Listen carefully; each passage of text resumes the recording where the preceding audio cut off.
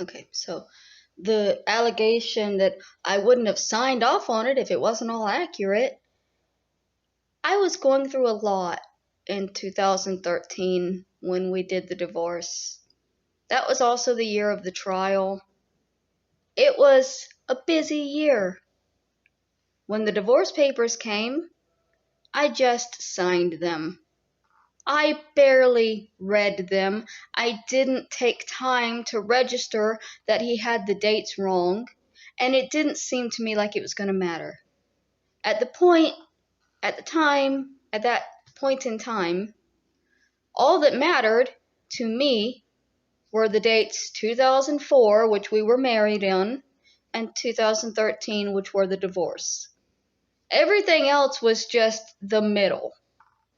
It wasn't official, it wasn't legal, it wasn't anything that was going to matter.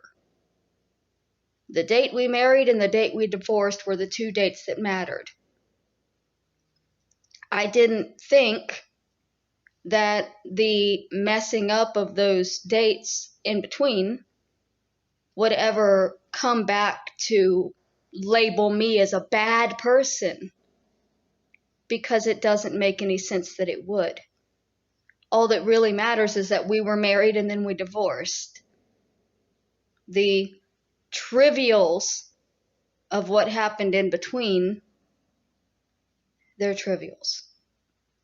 And she says she didn't know we lived any place other than the property. We lived in a lot of places. We moved around a lot. My ex-spouse had trouble keeping jobs because of anger issues. So we were constantly on the move. When I first left my parents, I was living in my Jeep that I got when I graduated from my grandmother. That's when my spouse met up with me, and he had an apartment. They had an apartment they let me move into. And then a couple of months later, we were married. We lived in that apartment for a little while. And then we moved to a couple of different places. One place we stayed at was a complete scam, because the woman she was a heavy alcoholic. Like, the living room was just stacked with empty beer cans and cases. And so it was kind of clear there was a problem when we first moved in, but we needed someplace to stay cheap. And it was like, I think she was charging us $300 a month for a bedroom, but she wanted, like, I think $600 for the deposit down, right? So we thought we had lucked out. We had a place to live. We were newlyweds. Well, not fully, a couple of months after we were married, I guess. So about 2 weeks after we moved into this place, we woke up one morning and she was gone. Like, entirely gone. Her room had been packed out. And we were like, that's weird.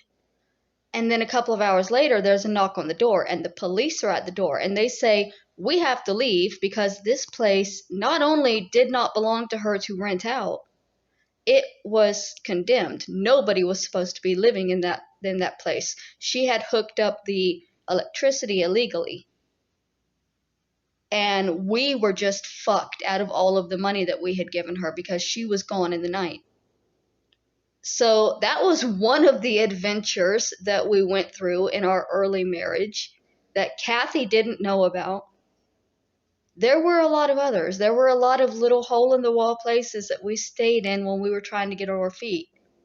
And then after we separated, when I found out that they were doing drugs, that really annoyed me because we were struggling so much to get moving in life, and the whole time they were doing speed and telling me that they were straight edge, telling everybody. They used to brag about being straight edge, and the whole time they were on amphetamines. It's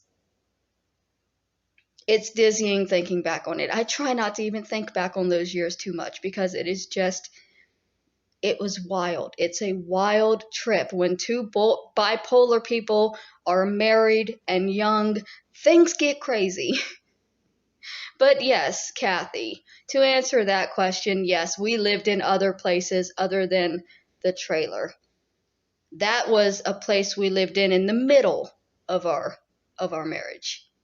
There were places before that, there were places after that. But the reason that we had to leave the trailer was because he beat me so bad one night that I broke a window screaming for help, and the neighbors came down, threw him in the back of their pickup truck, drove him to a hotel just outside of town, and told him if they ever saw him down on that road again, they would kill him. About maybe a week after that was when I got the call about my father's suicide. And me and my husband got back together. So yeah, we did separate in 2006. And then we got back together. And then we separated, and we got back together, and we separated, and we got back together, and we separated, and we fucked, and we separated, and we stayed separated, and we just fucked for a while. And then he was completely out of my life. That's pretty much the timeline.